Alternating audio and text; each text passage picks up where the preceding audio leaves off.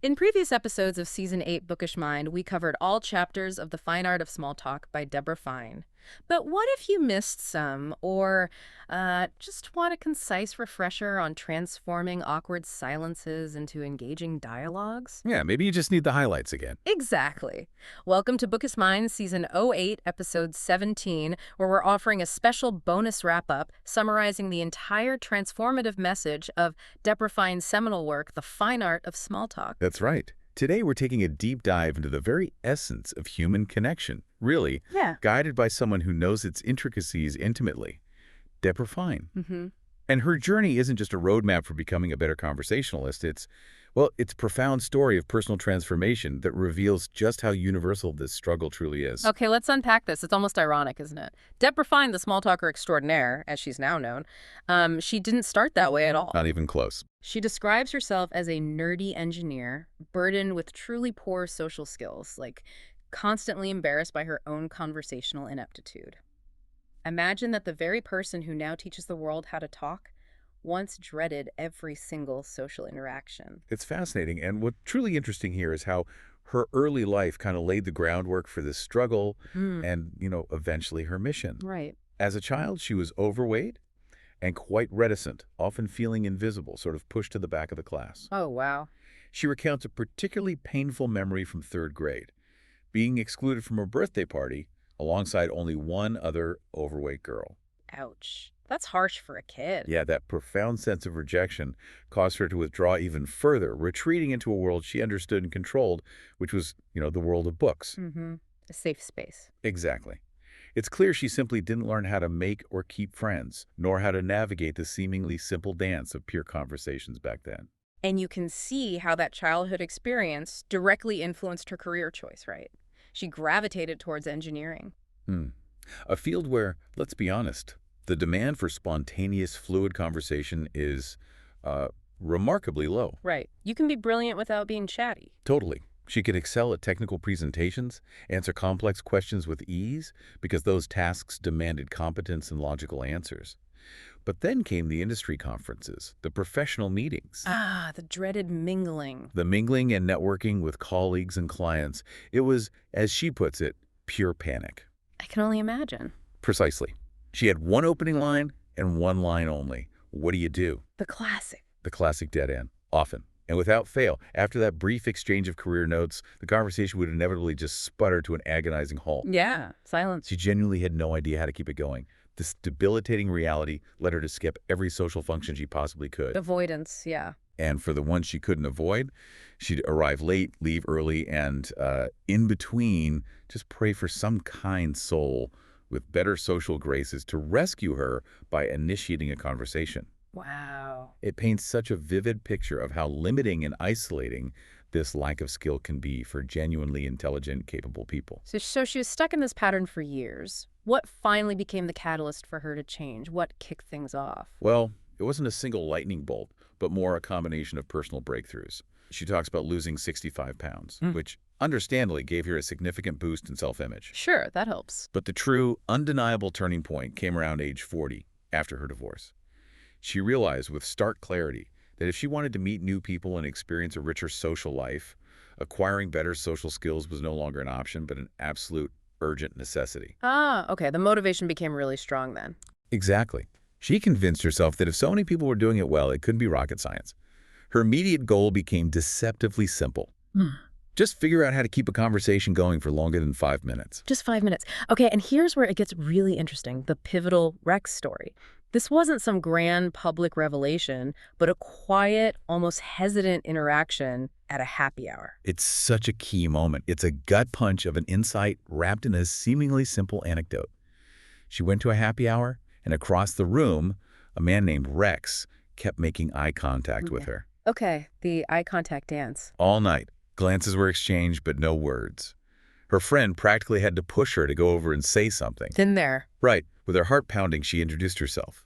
They began dating, and friendship blossomed. But what she learned later was the game changer, the real aha moment. What was it? Rex hadn't approached her first because he was too shy. Oh. Yes. She had spent the entire evening projecting her own insecurities onto his hesitation, thinking she was too tall, still too heavy, not his type, all that internal negative talk. So it wasn't a commentary on her at all. Wow, that must have been incredibly liberating. It truly was. For the first time, she understood a profound truth. There are countless talented, educated, and wonderful people in the world who are incredibly shy. Yeah. Many are just like you or me, waiting for anyone to make the first move. Your perceived faults might not be the barrier at all. That changes everything. It really does. This realization converted her entirely to the power of small talk. She saw it as a vital tool for building rapport, not just for dating, but for all human connection. This experience ultimately led her to start her business, The Fine Art of Small Talk, and dedicate herself to teaching these skills to others. And that ultimately became the book's mission, to offer learned skills and techniques so that anyone can reap the rewards of a rich conversational repertoire. She emphasizes it's not just for nerds like her former self, but truly for everyone. Precisely. And this mission sprang from a deep understanding of the universal need for these skills, Yeah. despite the initial skepticism she often faced. Ah, yes, the skepticism.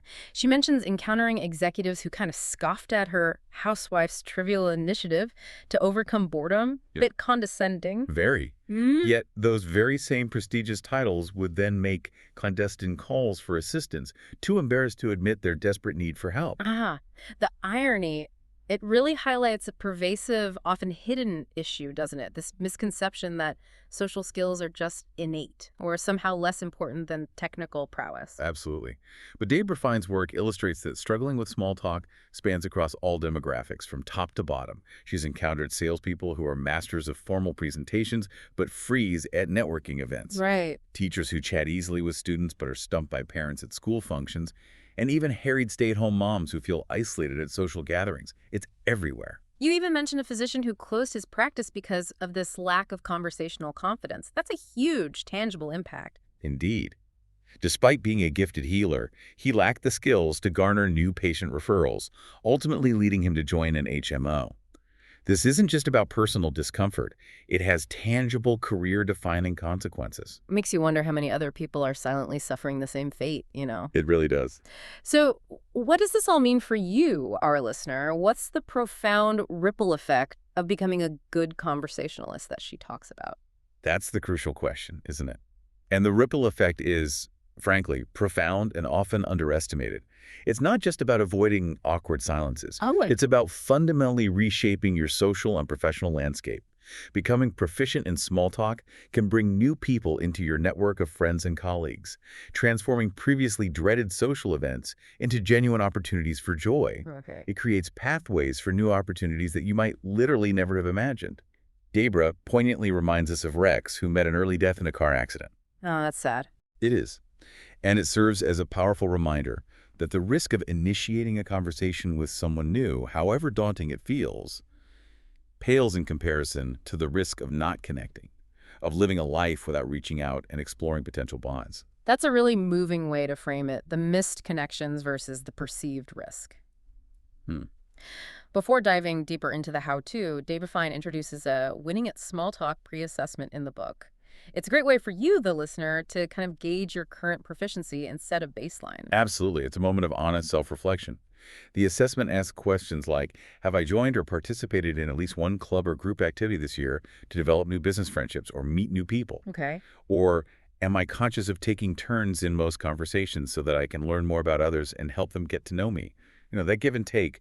And another one that really hits home is, at meetings, parties, job fairs and such, I introduce myself to people I don't know and come away knowing the names of at least 3 new people. If you're struggling with those, this deep dive is definitely for you, offering actionable steps to bridge that gap. It certainly is. Now let's move beyond the initial skepticism and explore why small talk truly is a big deal and how we can overcome those ingrained habits that often hold us back. The foundations why small talk matters and overcoming obstacles. We've just touched on Debra's personal revelation, the why behind her pursuit of small talk. Now let's zoom out.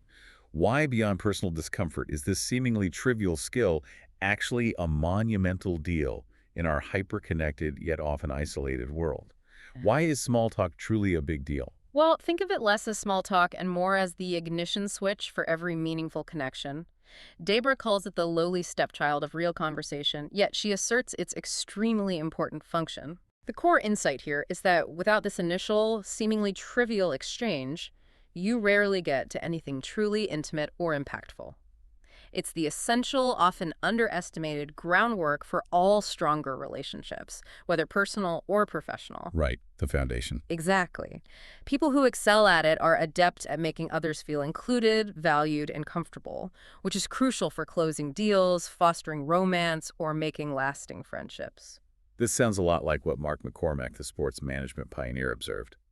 All things being equal, people will buy from a friend. All things being not quite so equal, people will still buy from a friend. You've hit on it. That's exactly the idea. So it's not just about collecting business cards, it's about cultivating genuine friendships, even in a business context. It's about humanizing interactions. John Naisbitt, in his book Megatrends, prophesied a future deeply focused on high-tech, yet longing for high-touch. I remember that. He foresaw us becoming more isolated, communicating via faxes, emails, and cell phones, driving in and out of our homes without truly interacting with neighbors. And, well, here we are, right?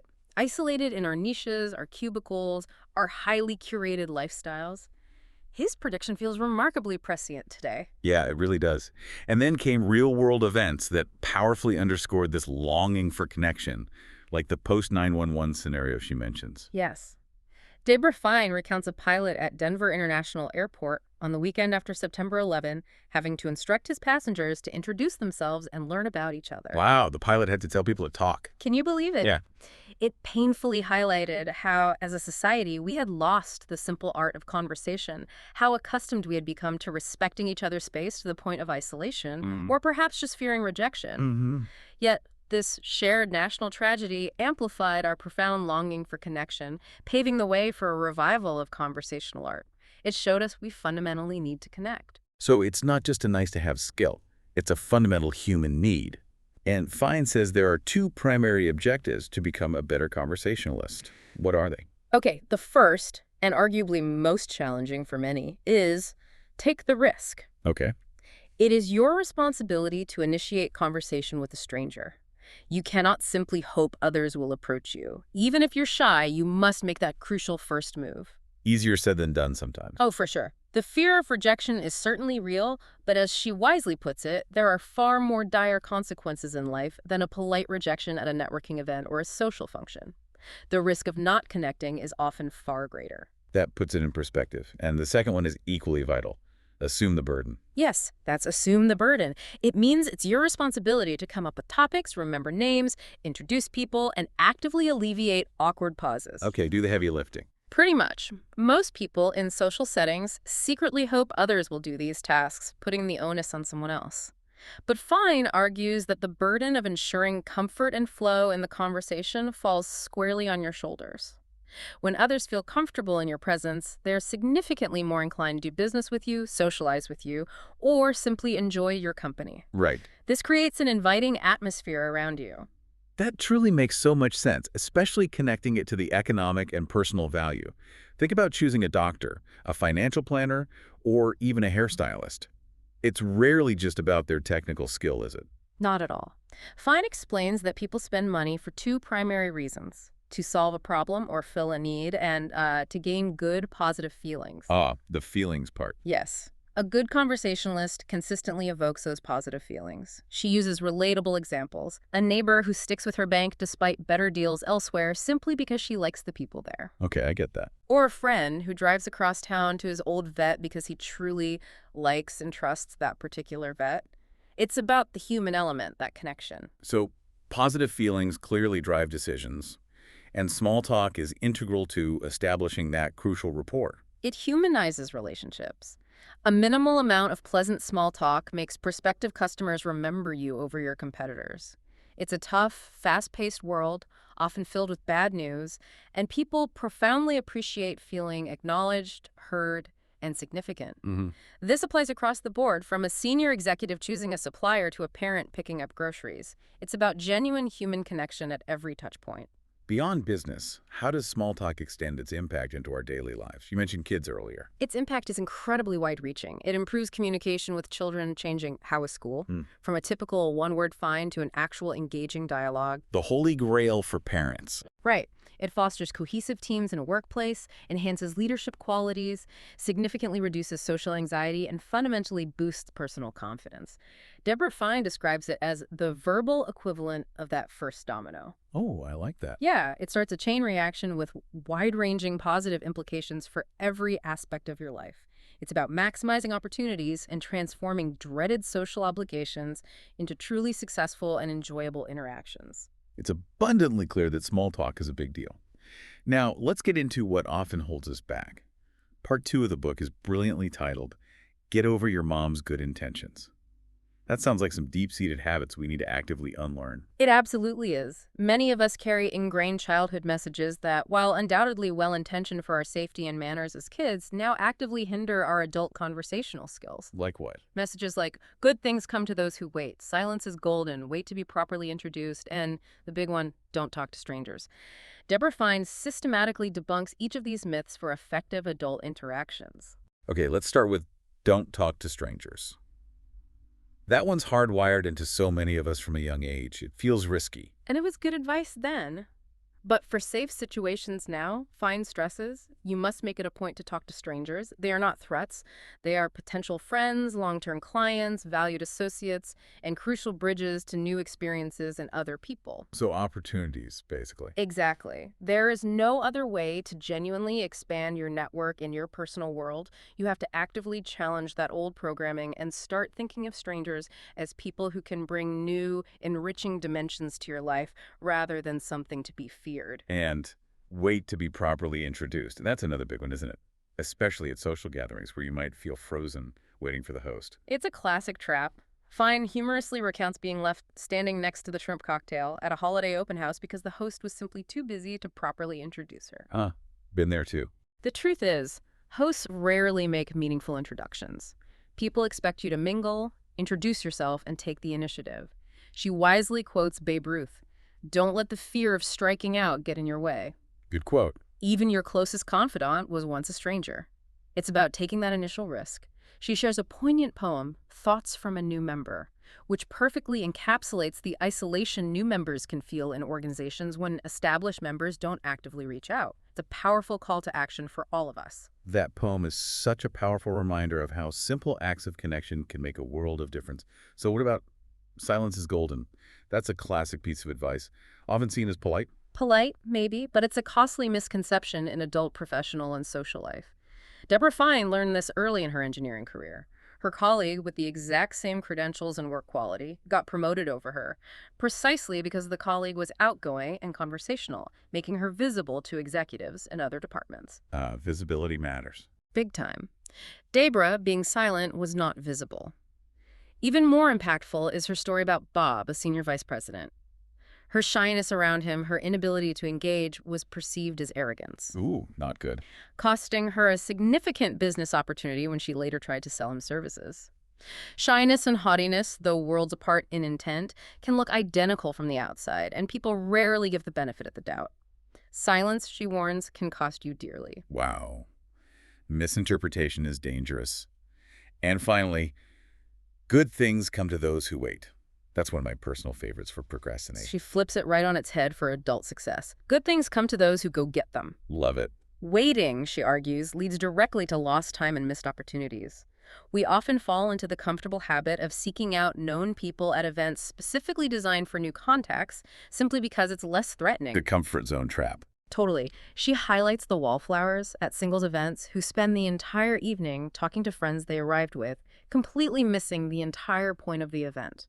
As Will Rogers so aptly put it, go out on a limb, that's where all the fruit is. Great advice. You have to take action. Opportunities don't just walk up and introduce themselves. Exactly. Okay, so we've got to actively unlearn these habits, but the fear of starting a conversation and then assuming the burden of keeping it going still looms large for many. What's the biggest barrier?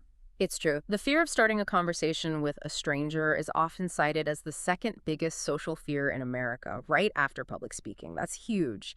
But Fine emphasizes that the probability of outright rejection is actually quite small, and if it happens, you'll likely never see that person again. More often than not, you become the hero in that moment, gaining stature and respect simply by initiating. People almost always appreciate your efforts to connect. That's a good point. You're often doing them a favor, too. And about assuming the burden, I think a lot of people secretly hope someone else will do all the heavy lifting in a conversation. That's where the self-centeredness comes in, as Fine Mhm. describes it. If you wait for others to carry the conversation, to come up with topics, to rescue awkward silences, you're not doing your fair share. Right. A monologue is a chore for the speaker, and one-word answers definitely don't count as participating. The solution is to become invested in the conversation and actively work to make the other person comfortable and engaged. It's about giving, not just taking. So how do we practically do that? What's a concrete step to being more invested besides just deciding to be? Debra Fine suggests having icebreaker questions ready in your mental toolkit. She even recommends, for those really struggling, to literally write them down and refer to them if your mind goes blank. No shame in that. Like a cheat sheet. Kind of. And the most famous or infamous icebreaker, "What do you do for a living?" is so worn out it didn't even make her list. Okay. Instead, she offers refreshing alternatives like describe a typical day on the job or what you enjoy most about your profession. For social settings, think, tell me about the best vacation you've ever taken, or what's your favorite thing to do on a rainy day? Those are much better, more open. Exactly. The key is to be prepared to ask and be ready to reciprocate when they ask you back.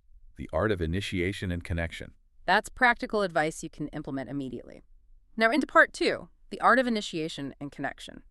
We're armed with icebreakers, maybe even a cheat sheet, but how do you actually take the plunge and start conversations with confidence? This is often the biggest hurdle, isn't it? It really is. But the empowering message here is that you can start the conversation and choose your partner, thereby putting you firmly in charge of your own social destiny. It's truly not as hard as you think once you break it down. The rules are simple, repeatable actions. Simple rules. Okay, I'm listening. What's first? First, and perhaps most effective, be the first to smile and greet. Just smile. Just smile. It's a natural human inclination for people to smile back, and being the first to offer one immediately signals interest and approachability.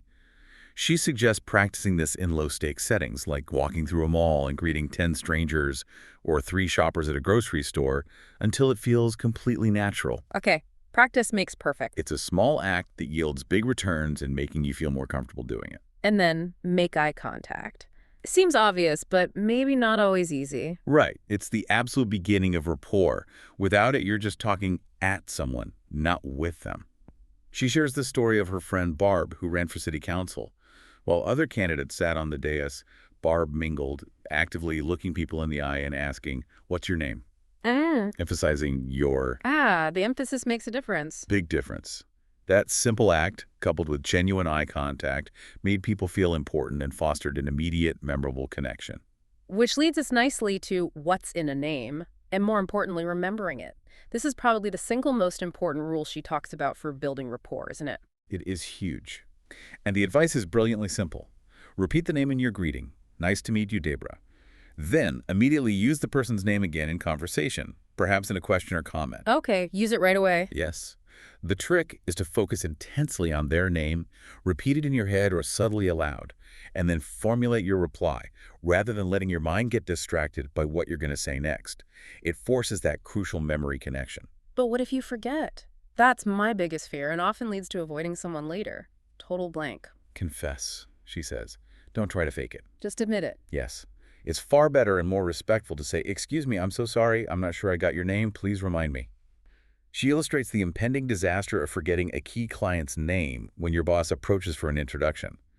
Avoiding someone due to embarrassment over a forgotten name, she states unequivocally, is just plain rudeness. Okay, better to be slightly embarrassed than rude. Got it. And pronunciation, too. Especially with foreign or unusual names, that can be tricky territory. It's crucial. But people appreciate the effort. Make the effort. Learning proper pronunciation shows sincere interest and is almost always warmly received, as it signals respect. Right. And on the flip side, nix nicknames.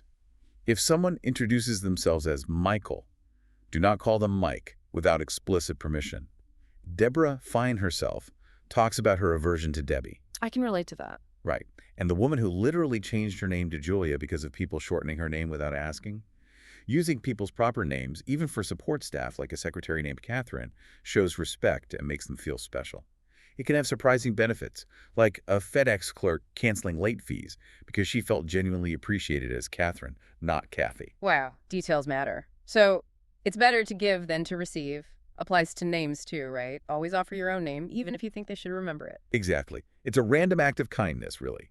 A courtesy that immediately lets the other person off the hook if they've forgotten yours, preventing awkwardness for both parties. That's considerate. She uses the example of her husband, a periodontist, whose patients often recognize him out of context but don't reintroduce themselves, leaving him in a bind. The realtor at the gas station won't remember you as easily as you remember her from house hunting. Offering your name is a simple, effective courtesy. It sounds like small talk isn't just for formal settings, but for truly unexpected places, too. I'm thinking of Matt McGraw's story about being a prep tech at a hospital. That was powerful. What a compelling and profound example. Matt McGraw's job was to shave male surgical patients for surgery, an intimate and often uncomfortable job, especially at 4:30 a.m. Yeah, not ideal circumstances for chat. Not at all. Yeah. But he discovered that engaging them in small talk, not about their health or fears, but general, easy stuff like where they lived, made everything 1,000 times better. It relaxed them, made the time pass faster, and, as he put it, simply a way to acknowledge a person as being very real and there. Just acknowledging their humanity. Precisely.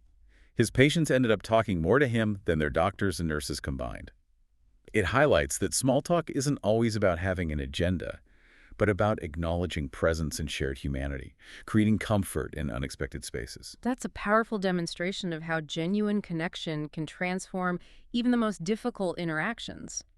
So, once you've taken the plunge and started a conversation, maybe even remembered their name, how do you keep it going beyond the first hello?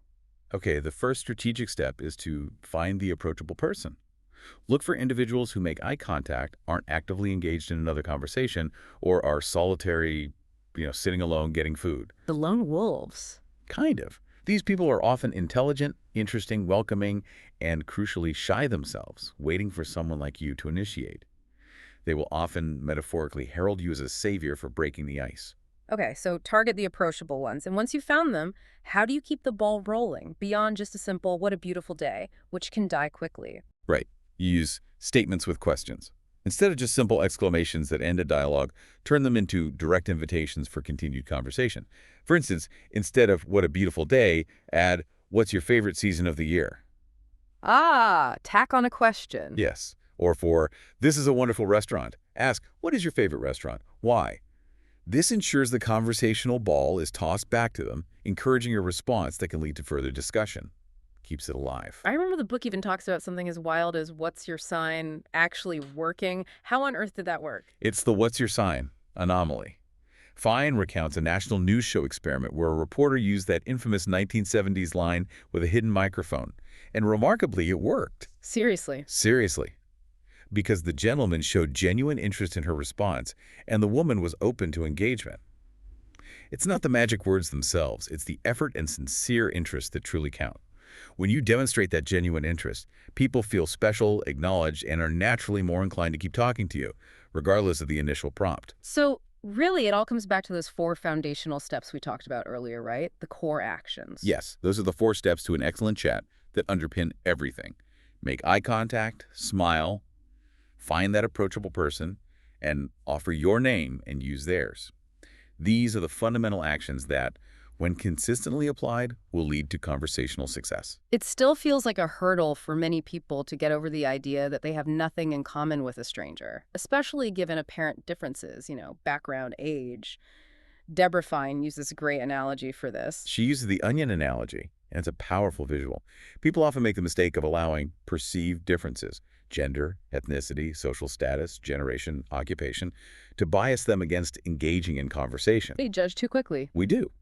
But she firmly asserts that we are all more alike than we are different. Approach conversation like slowly peeling an onion, just one layer at a time.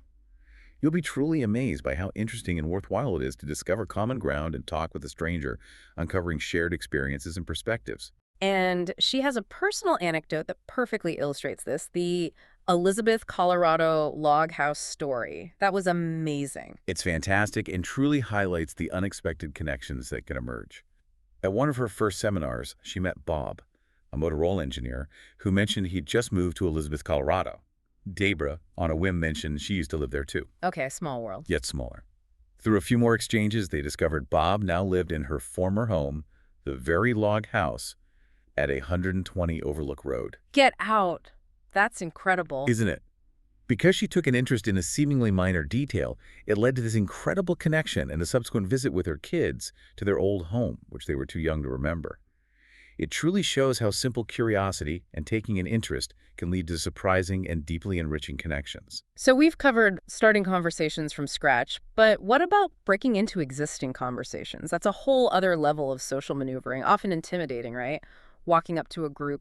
It is, and she breaks it down strategically into breaking in is hard to do for two-person chats and party of five for larger groups. For two-person conversations, which are the most intimate and therefore hardest to enter. Yeah, definitely harder. She suggests a bygone dances analogy. Politely tap the shoulder of the person you don't want to speak with, figuratively, asking permission to intrude. Excuse me, mind if I jump in for a second? A less intrusive option, if the moment isn't right, is to excuse yourself, state your presence briefly, and suggest meeting later. Hi, just wanted to say hello, maybe we can connect later. Okay, options there. And what about groups of 5 or more? That sounds even more challenging to seamlessly integrate without feeling like you're crashing the party. Those are well entrenched and require what she calls covert operations. Ooh, sounds sneaky. A little. Tactics include showing interest from slightly outside the group, nodding, smiling at points made, then easing in by listening for welcoming signs, like them physically shifting their stance to open the circle and include you. Reading the body language. Crucial. And initially, find points of agreement within the conversation before introducing a more radical opinion. If you come on too strong, too fast, she warns, the group will resent your intrusion and may even disband. It definitely takes finesse and observation. Don't just barge in. Deepening engagement and handling challenges. That's some serious strategy for navigating social situations. Very tactical. Let's move to part 3, deepening engagement and handling challenges. This is where we learn to truly connect and keep conversations vibrant beyond just breaking the ice. Debra Fine says, let's give them something to talk about. And it all starts with open-ended questions. Yes, the goal is straightforward. Get your conversation partners talking about themselves. Most people genuinely enjoy the opportunity to share their stories, and this strategy allows you to stay on the quieter side while still succeeding in fostering connection. Right, you don't have to do all the talking. Exactly. Open-ended questions demand more than a simple yes or no answer, but make no stressful demands, allowing the partner to disclose at their comfort level, creating a feeling of safety. This sounds like a great strategy for even the toughest conversation partners, like, say, teenagers or school-age kids. I know that struggle well. How was school? Fine. End of story. It absolutely applies there. She gives that classic example of transforming "how was your day? Fine" into a dialogue. Instead of simply accepting "fine," you dig deeper. What did you like about science today? Or what was the funniest thing that happened at recess? Be specific. Yes. This demonstrates you truly care and invites them to share more, transforming a conversational dead end into a real exchange. And it applies to adults, too, challenging the superficiality of common greetings like, how was your weekend? Or how was work? Which are often just a form of hello, not a real question. Precisely. These phrases often don't invite real engagement. She talks about asking her husband, Steve, what made it so great after he says his day was great. That simple follow-up transforms a simple exchange into a deeper dive. Or, if someone says busy when asked how have you been, you can follow up with, how do you deal with being busy? Or, what's going on that's got you so busy?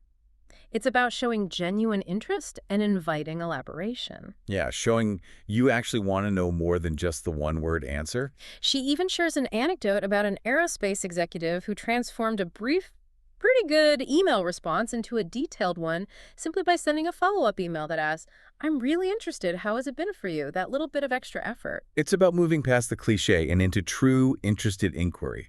She even suggests rethinking old favorites, like instead of the potentially awkward, are you married? Asking, tell me about your family.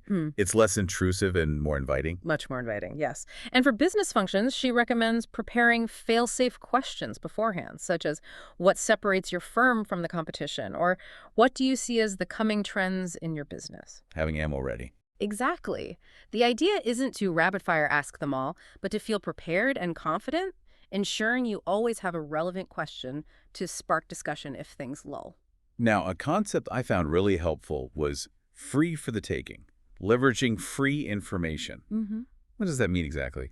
Sounds like getting something for nothing. It kind is. It means that if you're an astute observer and an active listener, your conversation partner is constantly giving you a wealth of information you can use for further questions.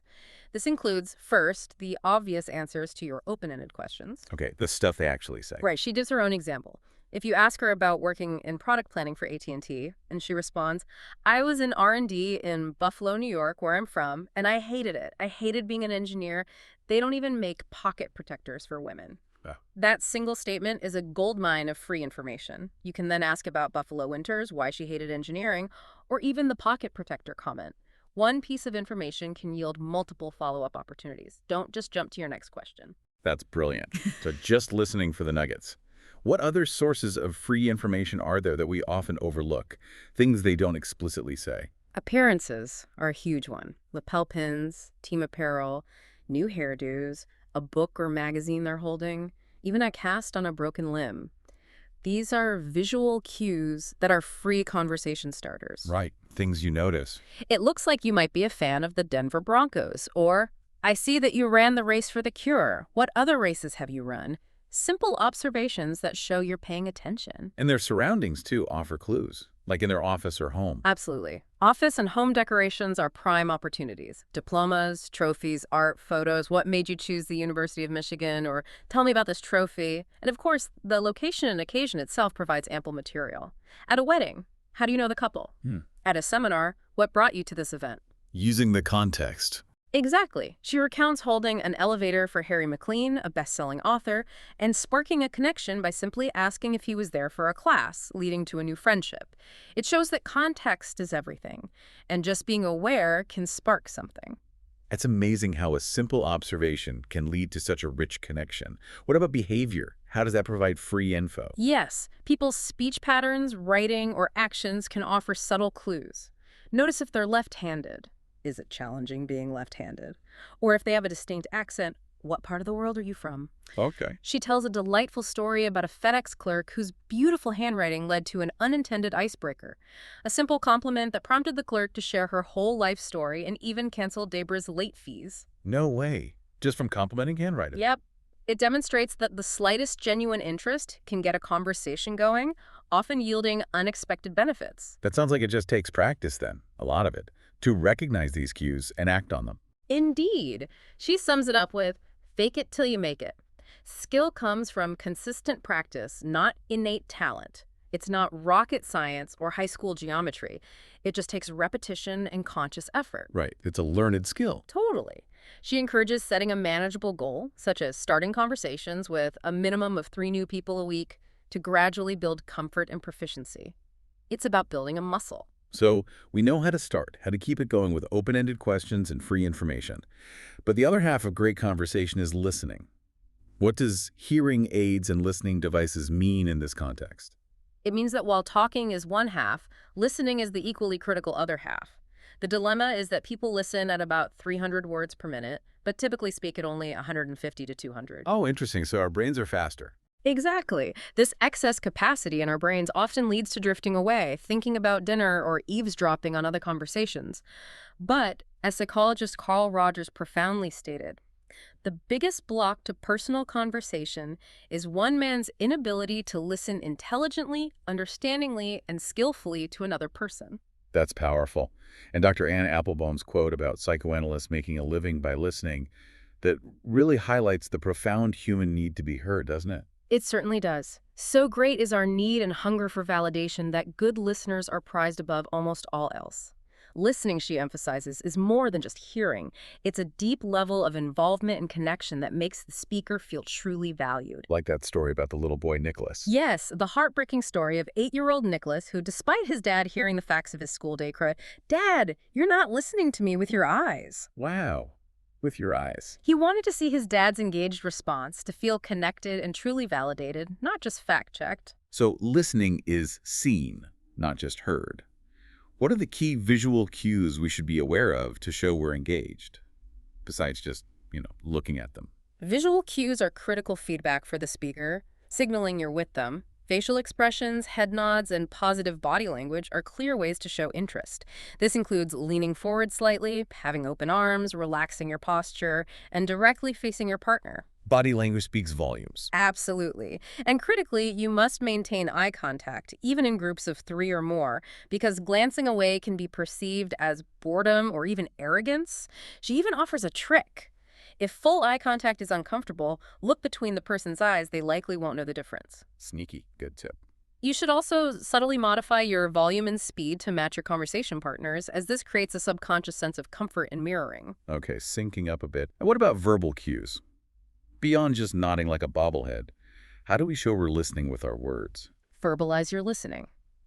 The absence of verbal cues makes a speaker wonder if anyone is truly listening, much like her dad on the phone, who thought she'd been buried by 8 feet of snow because she remained silent, not wanting to interrupt. Specific phrases like, "Tell me more." I see. How interesting. Or, "That must have been tough." Show engagement and actively encourage the speaker to continue. Little prompts. Yes.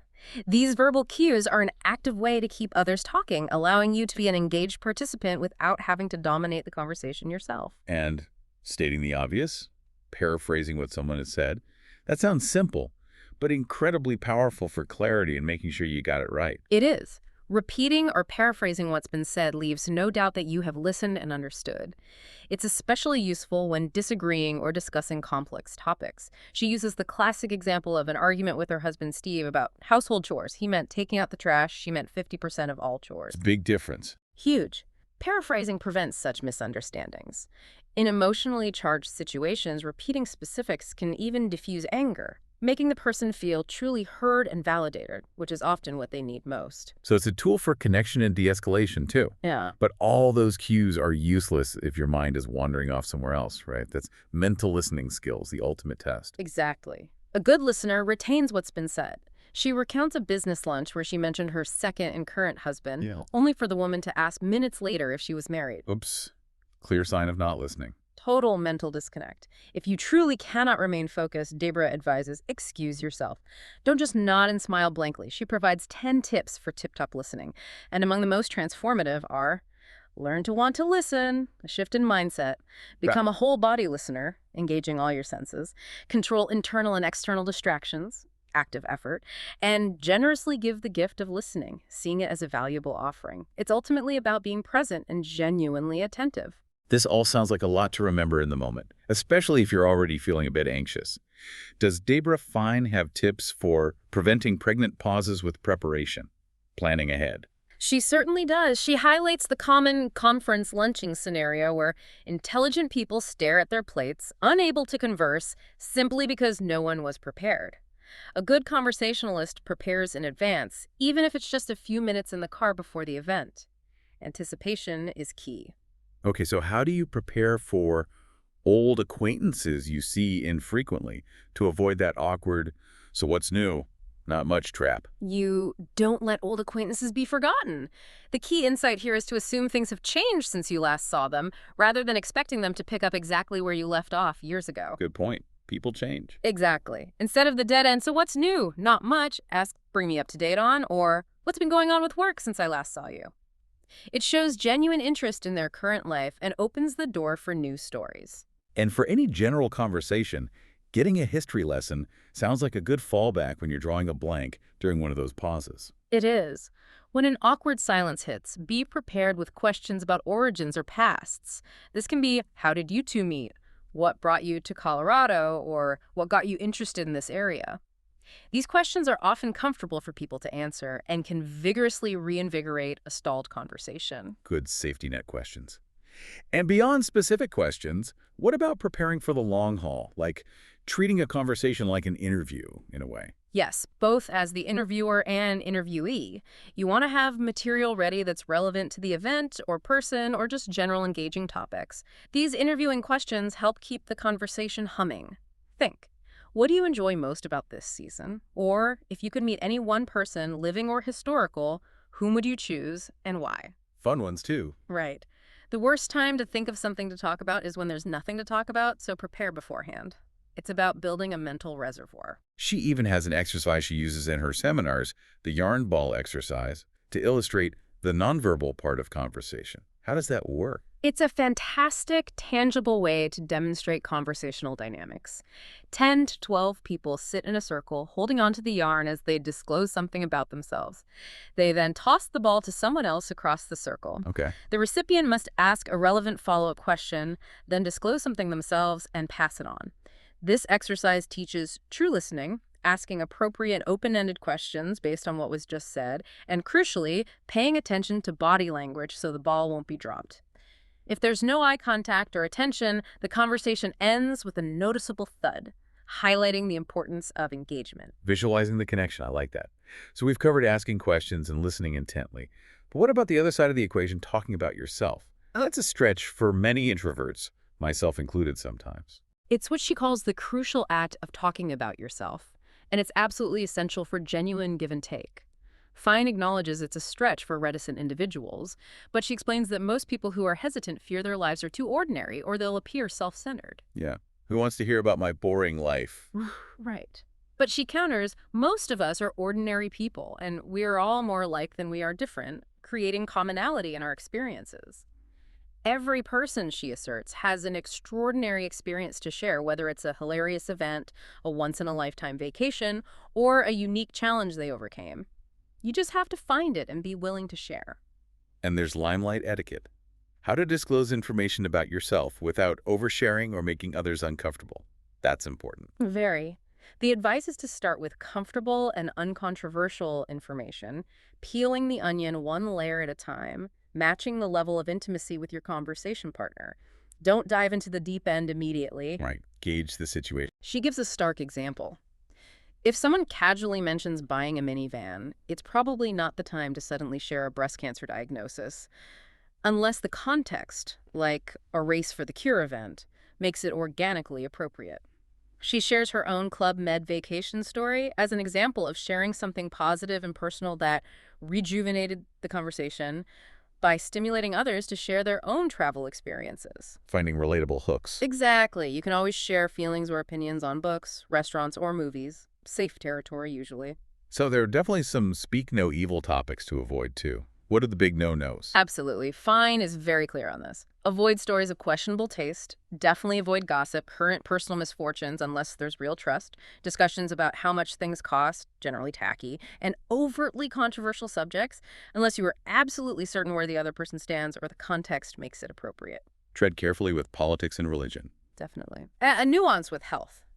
Only discuss it if there's an obvious physical sign like a cast or sling. Otherwise, it's generally off limits in casual small talk. The old math axiom applies. When in doubt, leave it out. Good rule of thumb. She uses a great analogy for keeping the conversation balanced and inclusive. Playing Foursquare? How does that apply? Yes, just like in the playground game Foursquare, you must pass the ball among all players, including the reluctant ones, and keep it in bounds. It's about ensuring everyone participates, not just the talkative ones. It's an active effort to bring others into the flow and avoid conversational dominance by one or two people. Make sure everyone gets a turn. And what's one of the easiest ways to start or keep a conversation going, almost guaranteed to work? Seems like a magic bullet. The power of compliments. An authentic compliment makes the other person feel good about both of you, immediately enhancing rapport and making them receptive to further conversation. Mark Twain famously said a good compliment could last him 60 days. Wow. High praise for praise. Right. She divides them into appearance, with caution, especially in the workplace, possessions like a beautiful home or an elegant pen, and behavior. Behavior is often the best and safest for both kids and adults, like, I appreciate how organized you are, or it must have taken a lot of courage to change careers. Focusing on actions or quality. Exactly. She shares her own wedding story, where her husband Steve made her feel special not with trips or looks, but because of all the wonderful things he says about me. And you know what? He means every one of them. Sincerity is key. That's a powerful endorsement for genuine compliments. And then there's the FORM acronym for effective social questions. Can you break that down? Sure. FORM stands for Family, Occupation, Recreation, and Miscellaneous. It's a simple, structured way to remember categories of open-ended questions for social situations. Okay, like a checklist. Sort of. For family, tell me about your family. For occupation, what got you into your current job, or what do you enjoy most about it? For recreation, how do you spend your leisure time, or any fun hobbies? And for miscellaneous, Have you seen any good movies lately? Or read any interesting books? It provides a mental map for engaging diverse people. That's handy. It sounds like authenticity is paramount for all of this to truly work, though. You can't just go through the motions. It is. If you're not genuinely interested in the conversation, she says, you owe it to your partner to excuse yourself and make your way to another approachable person. You can't fake true interest for long, and it will likely be perceived. Right. Be real. And finally, she reinforces the march of progress by suggesting retaking the winning at small talk quiz periodically to track your improvement. The core advice remains beautifully simple. Start conversations with a minimum of 3 new people a week. Consistent practice is the secret. Mastering interactions and graceful departures. That's a practical, actionable goal. Moving into our final section, part 4, let's talk about mastering interactions and graceful departures. First up, conversational clout, assertive language. This is about how our words often unconsciously convey strength or weakness, right? Exactly. Fine really sharpens our language here, transforming timid, hedging phrases into assertive, clear statements. The fundamental shift she's advocating isn't about being aggressive, but about projecting confidence, clarity, and accountability, not meekness. It's about owning your words and intentions. So instead of phrasing things like a hesitant question, you state a firm commitment or observation. Can you give us an example, like replacing when will that be ready? Right. Instead of the passive, when will that be ready? You take the driver's seat with, will you please have that ready for me by Tuesday? Or instead of the vague, I'd hate to direct you to the wrong store, you state clearly, I do not know what store to direct you to. Directness, not apology. Okay. What about weak qualifiers, like I was going to say? Ditch it. Use I believe, or from my experience. Avoid that caution and timidity. Another common one is self-deprecating with, I'm only the Rin. Instead, state your value. Why responsibilities are focused on streamlining our financial reports. Define your capabilities, not your limitations. I've heard people say, can I interrupt you for a minute? And then they just interrupt anyway. What's the assertive approach there? Seems silly to ask after the fact. She points out you already have interrupted. Just politely say, I'm sorry to interrupt, and then proceed. There's no need to ask permission for something you're already doing. Makes sense. Similarly, instead of saying what you can't do, like I can't meet with you this morning, focus on what you can. I can be there by 3 this afternoon. It's solution-oriented. The conclusion to this section is powerful. We are what we say, and the true window to our souls is our words. Let your words bespeak the strength within. That's incredibly insightful and immediately actionable. Just changing a few words can make a huge difference in perception. And now for the crimes and misdemeanors. Identifying and addressing those conversation killers. This section is so vivid and, frankly, a bit scary because you recognize yourself sometimes. It's one of the most memorable parts of the book, for sure. She talks about assault on a conversation with a deadly weapon and categorizes common conversational criminals, warning that the worst offenders are often staring back at us from the mirror. Let's highlight a few of the most insidious ones. Okay, let's talk about the FBI agent. We've all encountered them, right? Firing questions like a machine gun, interrogation style. Oh, yeah. The FBI agent fires machine gun questions like, what do you do? Are you married? Got any kids? Where'd you go to school? Without letting the captive expand or ask questions back. No room to breathe. Exactly. This often stems from exceptional nervousness or a desire to control the interaction. The solution, if you're faced with one, is to gently take control of yourself. Perhaps by asking an open-ended question back, digging deeper into one of their brief answers, or simply using verbal cues like, that's interesting, before you pivot. Ultimately, you might need to become the host of the conversation yourself to introduce a more balanced dynamic. Then there's the monopolizer. They just dominate the airwaves, sometimes without even realizing it, just filling the space. Ah, the monopolizer. They can be masters of disguise, sometimes even introverted people who get on a roll who seize conversation boldly, peeling layers of the onion about themselves without regard for others' comfort or turn. They often genuinely believe they are doing a community service by keeping the ball rolling, preventing silence. Preventing the dreaded silence. Right. Debra's personal rule for herself is never talk for more than 5 minutes consecutively without checking in or passing the baton. If you're alone with one, you might have to surrender and simply give the gift of listening or attempt brief topic changes. But in a group, you must assume the host role, make an interception, and gently redirect with continuity, something like, Lori, that's a great story. Marilyn, what's been going on with your kids lately? The gentle redirect. Monopolizers can be rehabilitated with gentle redirection, she believes. Okay, hope for them yet. And finally, the one that resonates most deeply for me, and I suspect many others, the advisor. I often catch myself wanting to jump in and help people with solutions when all they really need is to be heard. That's such a common trap. And it's truly insidious because it often comes from a good place, a place of wanting to help. The advisor offers an endless array of solutions and unsolicited advice, even when not wanted, inadvertently minimizing the person she's trying to rescue or making them feel like they haven't thought of obvious things. Yeah, it can feel invalidating. Exactly. Yeah. Most people, when sharing a problem or difficulty, simply want empathy and compassion, not immediate solutions or diagnoses. Debra shares her lunch with Bill, a sales rep, where she launched into sell advice when he just wanted to talk about his difficulties. And the ski instructor, who misdiagnosed her terror on the slopes as weak quad muscles and gave unsolicited strengthening exercises. Instead of just acknowledging the fear. Right. Physicians are also notorious for this habit. Debra's personal example with her husband Steve about sleep advice illustrates how unsolicited advice, however well-intentioned, can be unwelcome and even annoying. The solution: give the invaluable gift of listening and offer advice only when solicited. Have you thought about is often better than you should. So it seems like everyone has a potential rap sheet in conversation. We're all guilty sometimes. She states it plainly. We each have a rap sheet. Nobody's perfect. The key insight is vigilance, constantly self-monitoring, and being aware of these tendencies in ourselves and others.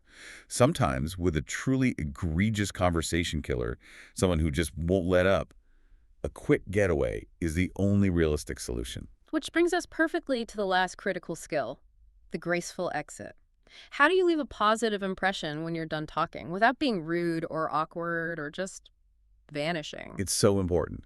Many people stay trapped in conversations for two main reasons: feeling genuinely stuck, especially in two-person conversations where it feels harder to leave, or simply being too comfortable and thereby missing crucial networking opportunities elsewhere in the room. The comfort trap again. Right. A graceful exit is an authentic farewell that enhances your relationship by departing tactfully and honestly. There's no need for elaborate, often transparent excuses like, I have to go call the babysitter, when you clearly don't. People see through those. So you just state your reason for leaving by highlighting your own agenda or goal for being there. Yes, precisely. You focus on your goals for the event. She provides excellent exit lines like, it's been great talking, I need to go see the exhibits now, or I really enjoyed this but I want to talk to the speaker before they leave, or I promised myself that I'd meet 3 new people before the event ends, so I should mingle a bit more. Okay, polite but clear. George Plimpton's strategy of carrying 2 drinks and delivering the other one to a waiting friend is also a classic, subtle exit technique. The cardinal rule here, though, is to do what you said you were going to do. Follow through. Yes. If you told Joanne you were going to the exhibits, actually go there, at least for a bit. Don't immediately get sidetracked by another conversation right next to her, or you risk insulting the person you just left by making your exit line seem like a lie. Good point. What about taking care of business, asking for referrals, or making a specific ask during an exit? Can that be done gracefully? Absolutely. You can gracefully incorporate an agenda into your exit. Instead of just disappearing, ask your conversation partner for help. Shelley, it was great catching up. By the way, I've been having trouble with the graphics package. Do you happen to know anyone here who uses this program on a PC who might offer some advice? Okay, leveraging the connection. Or subtly inform them of a larger goal. Patrick, really enjoyed our chat. Before I go, do you know anyone who might have some ideas about where I could find an engineering job in this field? Starting to look around. This subtly informs them of your goal and can lead to valuable referrals and new introductions. Smart. And the changing of the guard, that sounds like a classic, time-honored technique for groups. It is. It's a classic and often seamless technique. When a new person enters the group, one or more original members can gracefully bow out, using the new arrival as a natural segue point. Well, I'll let you two chat. Great seeing you. Alternatively, you can take your conversation partner with you, which is a gracious and considerate exit. You invite them to join you to meet someone else, like, hey, I see my colleague over there. I'd like to introduce you. She's actually in your field. This demonstrates your continued goodwill and helpfulness. Nice. And always end with, a little appreciation goes a long way. Just a thank you. Absolutely. Expressing genuine gratitude for the conversation, the other person's time, or their shared expertise. It's a compliment with closure and leaves a warm, lasting impression. Examples. It was wonderful to see you, or I really appreciate your willingness to share your expertise on that. Simple but effective. The lasting impression comes from ending with a smile and a handshake, even if you have to walk around a table to do so. This seals a conversation and reinforces rapport. Critically, avoid simply melting away into the crowd when they turn their head.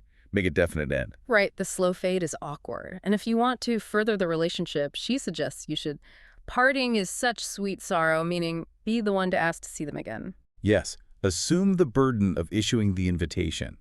Don't wait for them. Gender is immaterial here. She references Rex's shyness and the potential for lost opportunities if one waits for the other to make the move. Be specific with invitations, like, can we arrange to meet for coffee later this week to continue this? Yeah. Or I'll drop off that article we discussed. Perhaps we can chat for a moment then. Take the initiative. Exactly. The final thoughts on exits are to have a clear destination in mind, even if it's just the restroom or the buffet. Don't look lost or like you're desperately scanning for an escape route. And consciously practice these common sense tips to drastically improve your confidence and poise when ending interactions. So pulling it all together, what are the absolute key takeaways for making the most of networking events? A sort of checklist for those professional settings. Okay, the lightning round. Networking happens all the time, not just at designated events, and it is fundamentally a learned skill. For professional settings, remember these critical points. Be the first to say hello, actively introduce yourself and others, act as a miniature host, smile and shake hands firmly, invest time in remembering names and use them, maintain eye contact even in groups, ask why people are attending the event, their goal, show genuine interest in every person, make others feel special, not just try to make yourself seem special. Listen carefully for that free information, play the conversation game, go beyond not much. Be careful with assumptions about business acquaintances. Don't assume job status or marital status. Avoid those FBI agent rapid-fire questions. Be aware of your body language. Act confidently. Be prepared with 3 to 5 relevant conversation topics. Show interest in their opinion. Stop monopolists gracefully. Be prepared with elegant exit lines. And crucially, don't simply melt away from conversations. Wow, that's a comprehensive list. It's a holistic approach to professional presence and connection. It really covers all the bases. And finally, a very specific scenario, often fraught with anxiety. Surviving and thriving in the single scene. It sounds like it can induce true social anxiety for many people putting themselves out there. It absolutely can. It's often natural anxiety from the vulnerability of putting oneself out there for potential romantic connection. Fine suggests reframing it as networking for connection to humanity rather than purely searching for a romantic partner. Take some pressure off. Change the goal slightly. Yeah. She shares Suzanne's clever technique for entering a room. Take a deep breath, pull energy to her core, and initially pretend you're invisible for a few minutes to survey the scene and gain your bearings before jumping in. Okay, assess the situation first. What are some good icebreakers for singles in that context? Probably not what do you do right away. Probably not. Focus on innocuous observations about the situation rather than immediately delving into personal questions. Things like, I've been here before, but it's never been so crowded, or which way to the food? I'm starving. Situational comments. Exactly. Starting with someone of the same gender can also ease you in and help you find your footing before approaching someone you're potentially interested in. The goal is to find the connection by offering something about yourself and then asking open-ended questions in return. And then once you have a connection, maybe you've chatted for a bit, how do you follow up on the connection to deepen it without being too pushy? Instead of just firing off the next question on your list, make an effort to comment on their response first. If they say they go out almost every night, you can say, now that sounds like a lot of work. How do you manage that? Show you heard them. Yes. Or use self-disclosure like, really, I used to be able to do that, but my schedule barely allows for a quiet night in now. Always have a follow-up question ready if needed, but prioritize commenting to sharpen your listening and show genuine engagement before moving on. Okay, builds more rapport. The moment of truth, though. Asking for that date, that takes real courage and often feels like the biggest step, the highest stakes. It certainly does. She discusses different approaches, like Linda's assertiveness reconnecting later, maybe via email or text if you got contact info, mentioning enjoying the conversation, and then suggesting a specific low-pressure follow-up like coffee or lunch. Keep it casual. Right. Bob's advice is astute. Offer specific date ideas, wine tasting, a walk along the river, rather than vague, what are you doing Saturday? This avoids easy washing my hair excuses and shows you've actually thought about them what might be fun. Makes sense. And on the date itself, what's the wisdom there? How do you ensure it's a success or at least not a total disaster? Her primary advice is simple but profound. Make your date feel attractive and interesting. Focus on them, not your own worries or insecurities about how you're coming across. Put the spotlight on them. Exactly. She shares Janie's frustrating story about a date who only talked about himself and then awkwardly asked, "How am I doing?" And the friend whose date's eyes constantly wandered whenever she spoke, making her feel completely ignored. It's about genuine presence, focused listening, and making the other person feel valued and seen. Basic respect, really. Any final dating wisdom from others that Fine shares? Little tips or warnings. Yes, some crucial insights from her readers and seminar attendees. Leave your cell phone in the car, or at least silenced and out of sight. Paul's story of a date answering her phone mid-conversation without excuse, totally killing the mood. Pet peeve. Huge one. Careful what you say. Patty's boyfriend who insulted tattoos, unaware his date had one hidden, leading to major awkwardness. Save your demands for later. Jim's date asking about AIDS tests immediately, which was far too personal too soon. Yikes. Timing matters. And try some sensitivity. Terry, the political science professor, whose opinionated date assumed she agreed with all his strong views, leading her to use the perfectly assertive exit line. "I disagree with every single opinion you've expressed. It was nice meeting you." Mic drop. So it's all about practice to truly thrive in these social settings, whether dating or networking. Absolutely. Practice is the undeniable key. Don't be afraid of looking dumb or saying the wrong thing occasionally. Laughing at yourself is the best way to develop a sense of humor and endear yourself to others. Don't be afraid to ask friends to fix you up. Put yourself out there. And critically, never dismiss someone immediately as not your type.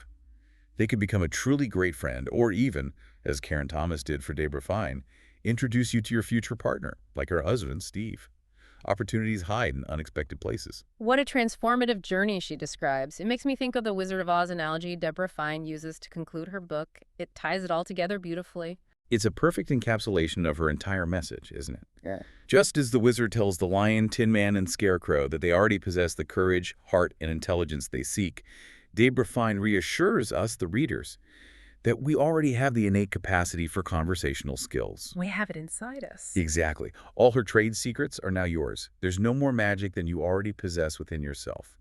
It's about unlocking it. So she formally confers the title of small talker extraordinaire on the reader. That's quite the promotion. Yes, complete with rights, privileges, and responsibilities. The responsibility not to be intimidated by social situations anymore and not to squelch your newfound or refound skills.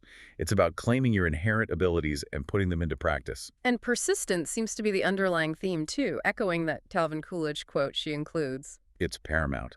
Nothing in the world can take the place of persistence. Talent will not. Genius will not. Education will not. Persistence and determination alone are omnipotent. Powerful words. They really are. She advises practicing with familiar people, like family and friends first, building confidence in safe spaces, then gradually moving to business associates and strangers as your comfort level naturally grows. It's a muscle that strengthens with use, not overnight. So what does this all mean for you, our listener, wrapping this all up? It means it's time to Carpe Diem. Seize the day. Seize the conversation. Consciously put yourself in social situations more frequently. Accept invitations you might normally decline out of fear or habit. Join a trade organization, a volunteer group, or a club that aligns with your interests. Find your people. Yes. Volunteer for projects at work that expose you to new people and different departments. Small talk opportunities truly abound when you find yourself with strangers who share a similar passion or occupation. The common ground is already there. And the final self-reflection, going back to that winning at small talk worksheet from the beginning. She encourages revisiting it regularly to track your improvement and recognize your progress. Celebrate the small wins. The core empowering message is to think it for a while till it becomes second nature. If you are diligent about practicing, you'll become an expert.